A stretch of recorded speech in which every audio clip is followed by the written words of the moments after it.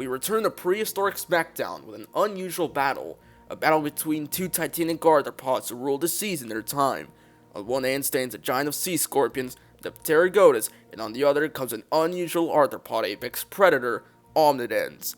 Today, we return and see who will win in the battle. Pterygotus versus Omnidens.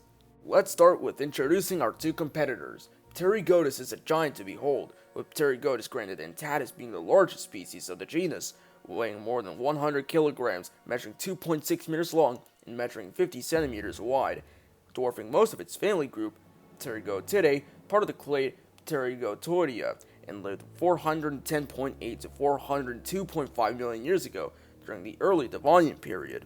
This animal has a big history with its larger relative, Jacalopterus. Back in 1914, before Jacalopterus was given its own name, it was thought to be another species of Pterygotus. But things changed when it was noticed Pterygotus lived in other places around the world and came before this species. Soon enough, the discoverers knew they had their hands on a whole new genus, and from Pterygotus rehaniae, it was later named Jacalopterus for Jacal's wing. And later on, as the years passed, these two colossal arthropods stepped into spotlights and became well known along with others of its family. And on the other side is an animal who has yet to crawl into the spotlight and deserves just as much, the Omnidens. Only one certain species comes to face the sea scorpion giant, that being Omnidens amplus, one of if not the largest animal in the Cambrian seas. Though its mass is unknown, it comes in with a length of 1.5 to 1.7 meters in length and a width of 75 centimeters, being a big piece in the arthropod clade.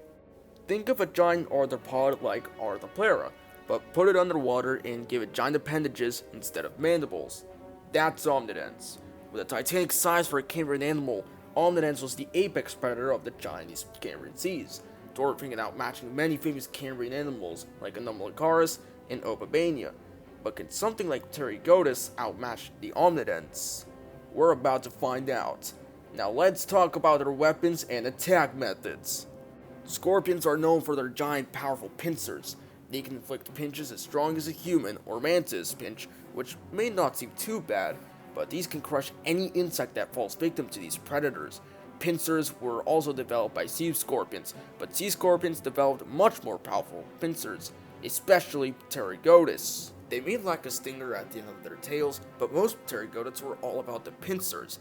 Pterygotus pincers are long, capable of lifting other large animals like other sea scorpions, and have a crushing force capable of crushing exoskeletons of other large arthropods and early vertebrates.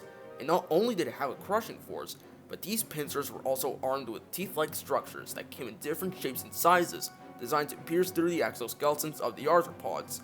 The pincers were all about grabbing, crushing, and tearing. Perfect weapons for giant predatory arthropods. And it was able to pull off all of these movements using the element of surprise. Pterygotids are known for ambush predation. It is believed that they would hide under the sand until an unexpected animal wanders into a striking zone, and ambush methods other arthropods use, including scorpions. One wrong step and not only does this giant leap out, but you're getting crushed by powerful and piercing pincers. Meanwhile, Omnidens isn't any less dangerous. When you look at this animal, the first thing you will see are two giant appendages at the front. These appendages are filled with teeth-like structures and get close as well, grabbing and crushing anything unfortunate to get too close to them. And while Omnidens crushes the victim's body with the appendages, it will sink its teeth onto the victim with a sharp, crushing mouth, followed by 8 other smaller mouths, which can leave 9 painful bites, with one being much more severe than the others. Though we're not sure exactly what attack method Omnidens would have used, it is likely this animal would have ambushed in some hunts, lying in wait and reaching out, while in other hunts, it likely would have pursued their prey from a short distance. Either way, once caught, the victim would get crushed, pierced through, and mauled at the same time, sounding like a horrible way to go out.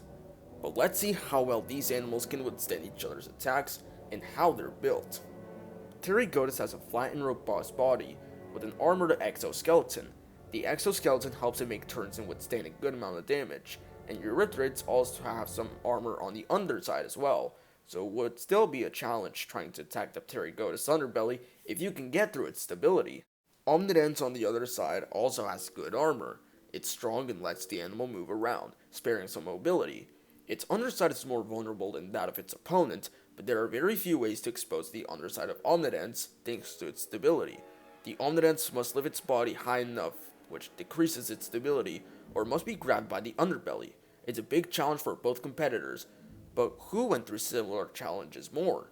Who is more experienced in battles? As an animal of the Silurian and Devonian, Pterygotus is most likely to have dealt with many threats. In the Silurian, cephalopods, eurypterids, and other animals stood as threats, and during the Devonian, fish began to rise to patrol the seas and rivers, with some developing armored bodies and killer mouths, while other eurypterids still dwelled around and more. Most of these eurypterids included other Pterygotus, as it is believed Pterygotids were cannibals and likely fought each other. During its time, Pterygotus would have dealt with most animals that lived alongside it, including each other. For Omnidens, it's another story and a problem when it comes to battle experience, as the giant of the Cambrian is a big fish in a small pond. The Cambrian's animals were still growing, and there were many giant animals living alongside Omnidens. Anomalocaris and Opibania were easily dwarfed by Omnidens.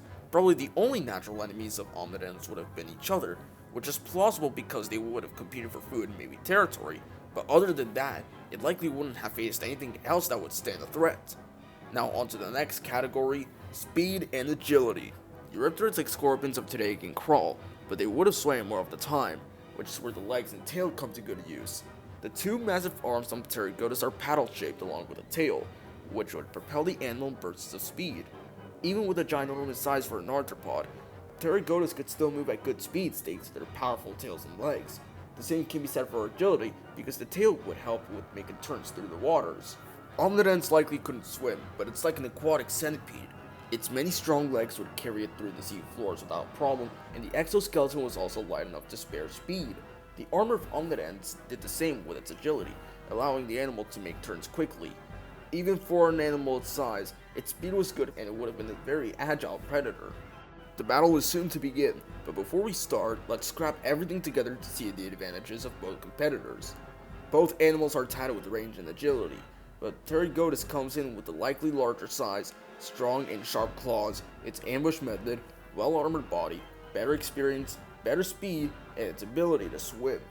On the other end, Omnidens has its powerful appendages, dangerous mouths, armored body, powerful skeleton, and great stability on its side. With our recap out of the way, it's time to put these two arthropod titans into the battlefield. Now, Pterygotus versus Omnidens.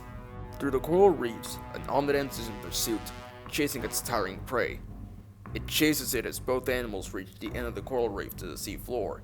The Omnidens gains on its target, but using its last bits of energy, the Omnidens' prey swims up and away from the Omnidens, narrowly escaping the giant penarthropod. Suddenly, the Omnidens begins to see something in the sea floor slowly rising towards it, and with a burst of speed, a Pterygotus leaps out of the sea floor and reaches out to the Omnidens with its claws. The Omnidens is quick enough to block the attack with its appendages and attempts to bite the Pterygotus' face. Both animals then push each other away, ready for their next moves. The Omnidens opens its appendages and the Pterygotus raises its claws as both rush towards each other. Both grab at each other, but the Omnidens manages to leave a blow in front of the Pterygotus.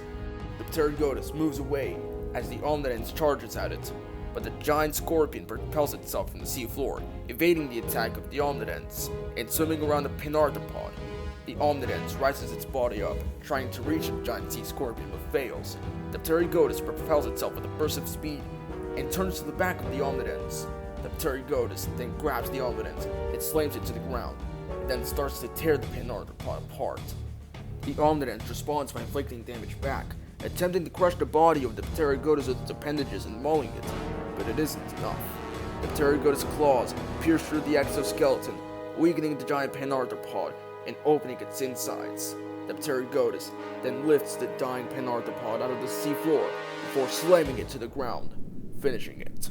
Chunks of the Omnidens' flesh and armor flow from the body as the Pterygotus has itself a meal. The giant sea scorpion has suffered multiple blows, but they will heal and he will live to patrol another day. In this scenario, the Pterygotus emerges from the sand as the winner. The Omnidens was a fierce opponent, withstanding some attacks of the Pterygotus, blocking its ambush attack and landing some heavy hits, but eventually, the scorpion was able to bring the Cambrian king down.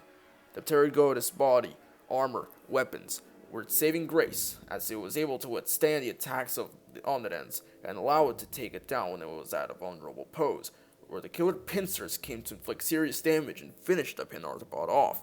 This matchup would end with the Pterygotus winning 70% of the time and the Omnidens winning 30% of the time. This was a very fun matchup to break down. You don't see many matchups like these, and they are very unique. Hopefully we get more matchups like these from other people, see what they think. Thank you all for watching, and if you enjoyed the video, don't forget to like, subscribe, and feel free to ask me any question for the upcoming 600 subscriber Q&A special. And I'll see you on the next one.